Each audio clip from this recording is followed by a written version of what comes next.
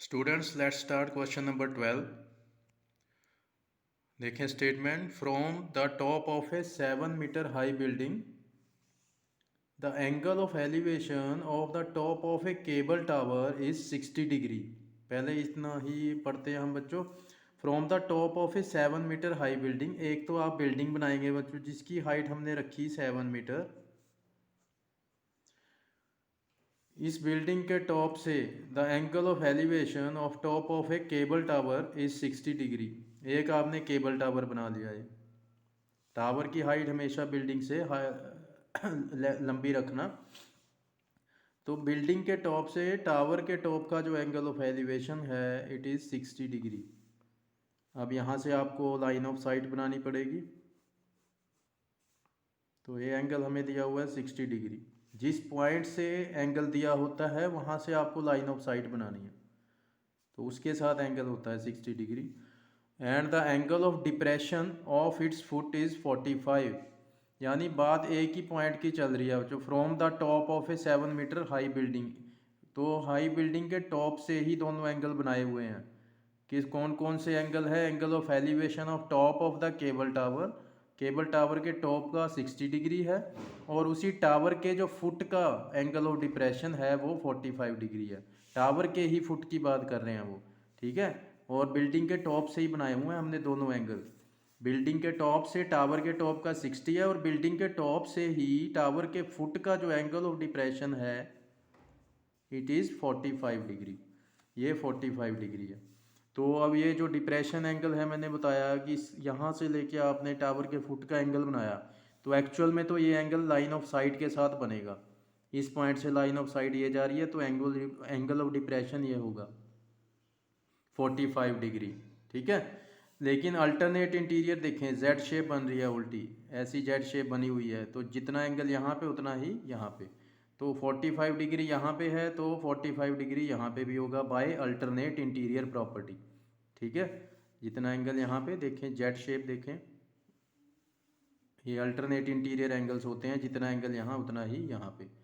तो ये हमारा डायग्राम है बच्चों। उसके बाद फाइंड क्या करना है? Height of the tower, cable tower जो यहाँ से लेके यहाँ तक है, यहाँ से लेके यहाँ तक ये पूरा केबल टावर है, इसकी हाइट बतानी है आपको। तो इसमें से कुछ हाइट तो हमें पता है, देखो जितनी यहाँ पे है 7, सेम यहाँ तक यहाँ 7 होगी। 7 मीटर तो यहाँ तक हो चुकी है हाइट।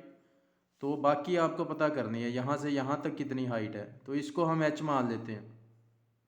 इतनी हाइट को h मान लिया, ठीक है। तो पूरे टावर की हाइट कितनी लोगे आप, कितनी निकालोगे? यहाँ से यहाँ तक h प्लस 7, ठीक है। तो इसके लिए हमें सिर्फ h की वैल्यू फाइंड करनी है। अब टावर की हाइट के लिए कुछ नेमिंग करते हैं, A B C D and E, ठीक है जी। अब इसमें हम दो ट्रायंगल्स उठा लेंगे जिनमें एंगल गिवन है, एक तो 60 डिग्री वाली ट्रायंगल और एक 45 डिग्री वाली ट्रायंगल। 45 की ट्रायंगल आप ये भी उठा सकते हो जो ये उल्टी बनी हुई है, लेकिन आप ये उठाएं तो ज़्यादा बेटर रहेगा, एक ये ट्रायंगल और एक ये। तो सबसे पहले छोटे वाले ट्रायंगल उठाते हैं बच्चों, ट्रायंगल सी डी ई। देखें सी डी ई सामने ही दिख रही है आपको अगर देखें। और बेस मैंने बताया हुआ है हमेशा, बेस क्या लेट कर लेना आपने, कुछ भी लेट कर लो लेकिन लेट जरूर करें। तो ये x हो गया, इट मीन्स यहाँ से यहाँ तक जो ये लेंथ होगी ये भी कितनी होगी? x, ठीक है। तो ट्रायंगल सी डी ई उठाते हैं बच्चों, दोबारा से बना देता हूँ मैं छोटी सी, सी डी ई। एंगल यहाँ पे देखें कितना है 45 डिग्री, डी ई कितना लेट किया हमने x, और सी डी कितना गिवन है 7। तो लगाएंगे आप 10, एंगल कितना है ट्रायंगल में 45 is equal to perpendicular upon base. 10 45 is 1, perpendicular is 7 upon base x, cross multiply x is equal to 7।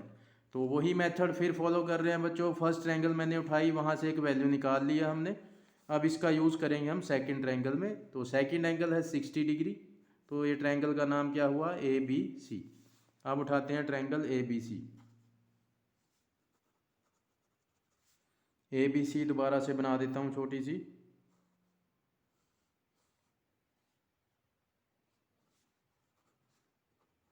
देखो ए बी हाइट देखें कितनी लेट की थी हमने h,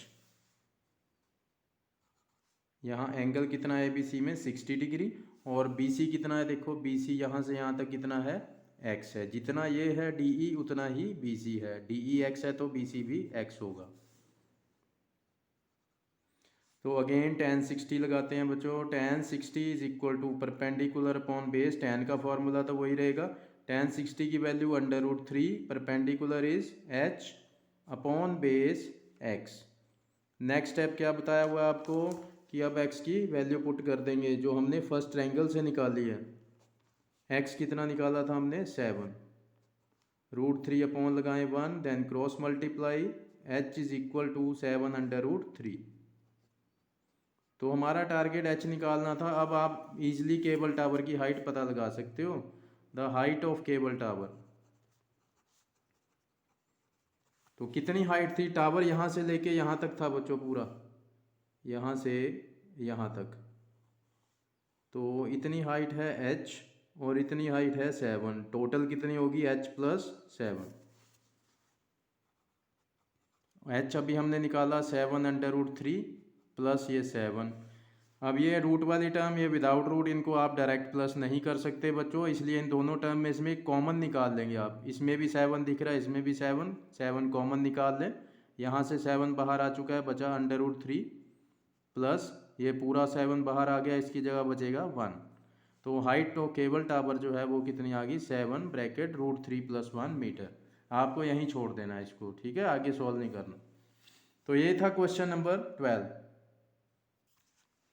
नेक्स्ट करते हैं बच्चों question number 13। As observe from the top of a 75 meter high lighthouse. पहले तो आप वही बेस बनाते हैं, हम एक धरती बनानी जरूरी है। तो 75 मीटर हाई एक लाइट हाउस बनाया हमने।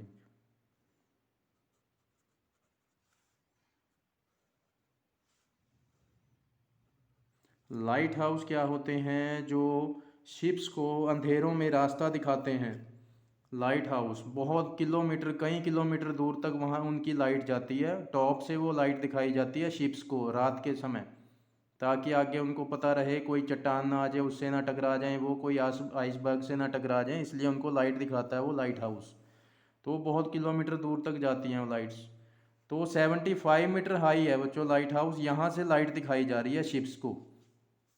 तो आगे देखें क्या कहते हैं, द एंगल्स ऑफ डिप्रेशन। अब क्योंकि ऊपर से नीचे की तरफ लाइट जा रही है इसलिए डिप्रेशन वर्ड यूज़ किया, ठीक है, नीचे से ऊपर नहीं, लाइट ऊपर से नीचे की तरफ मार रहे हैं वो शिप्स पे, तो एंगल ऑफ डिप्रेशन की बात की है, ठीक।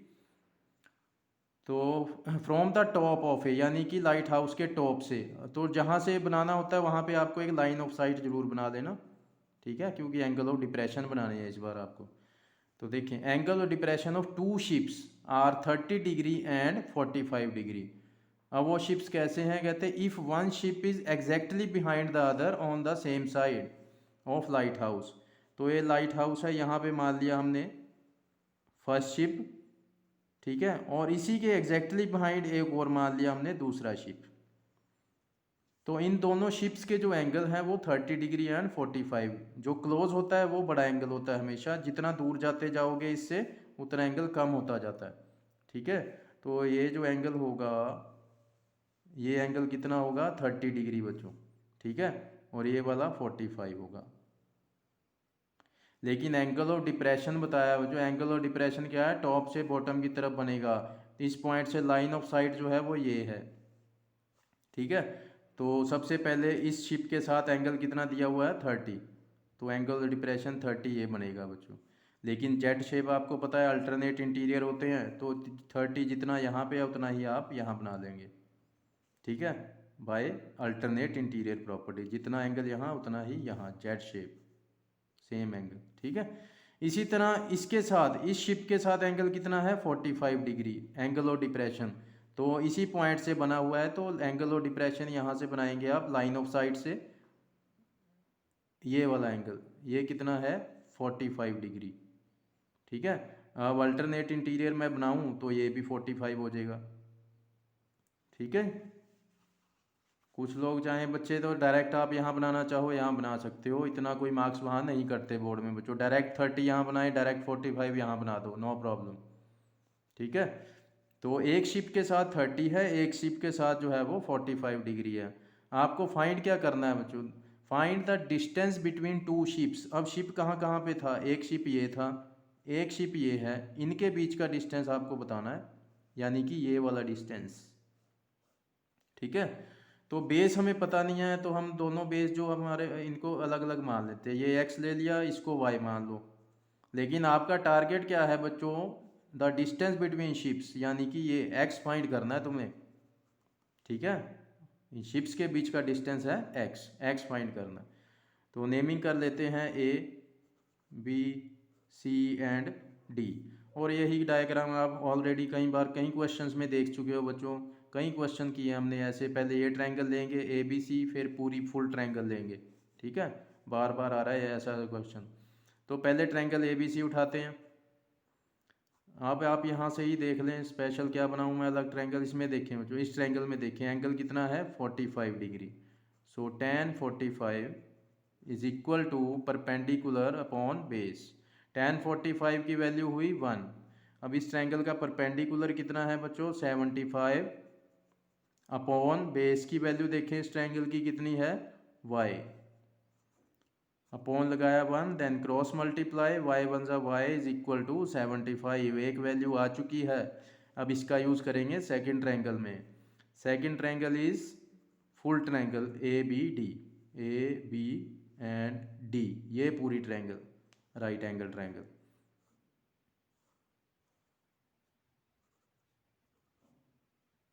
तो AB हाइट तो वही 75 है बच्चों, AB तो 75 ही है। और यहाँ देखें AD के अंदर अंदर जो ये एंगल बन रहा है AD के साथ कितना बन रहा है? 30 डिग्री। BD लेंथ कितनी होगी पूरी?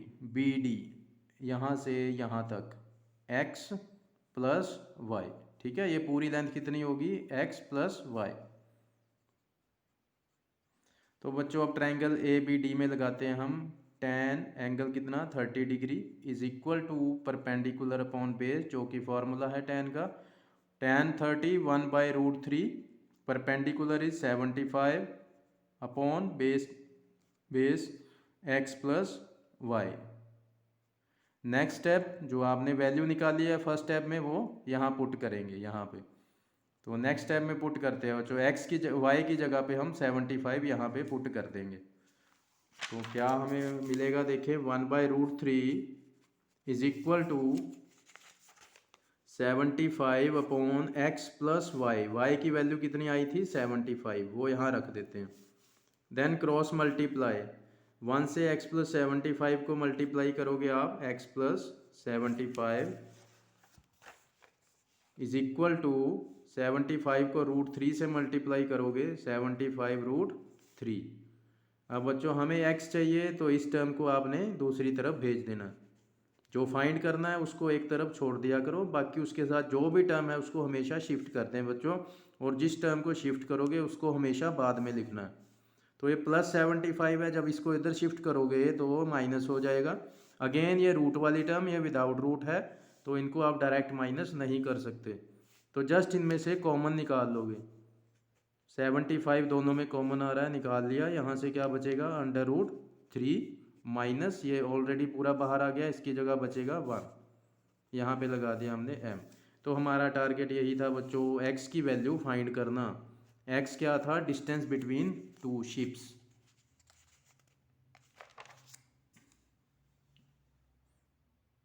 ये देखें डिस्टेंस बिटवीन टू शिप्स, पहला शिप यहाँ था, दूसरा यहाँ पे, इनके बीच का डिस्टेंस कितना हमने माना था? x। ठीक है, तो ये x की वैल्यू आ गई हमारे पास। तो ये था बच्चों क्वेश्चन नंबर 13।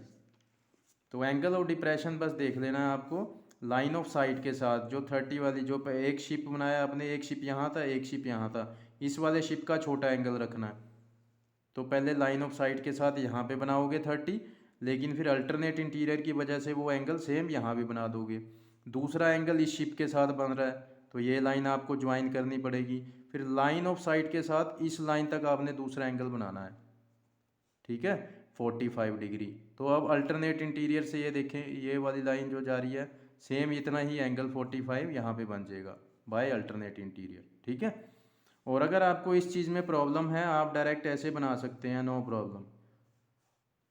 एक शिप यहाँ रखा हमने, एक शिप यहाँ रखा, तो आपने क्या करना है, बस एक 30 डिग्री यहाँ बना लो, एक 45 यहाँ बना लो, ठीक है। ऐसे भी बना सकते हो। ये चीज़ शो ज़्यादा मतलब करने की ज़रूरत नहीं है। अगर आपको नहीं समझ आता तो ये चीज़ ना शो करना, नो प्रॉब्लम। तो ये था question number 13, very easy. Next करेंगे हम क्वेश्चन नंबर 14 कल करेंगे।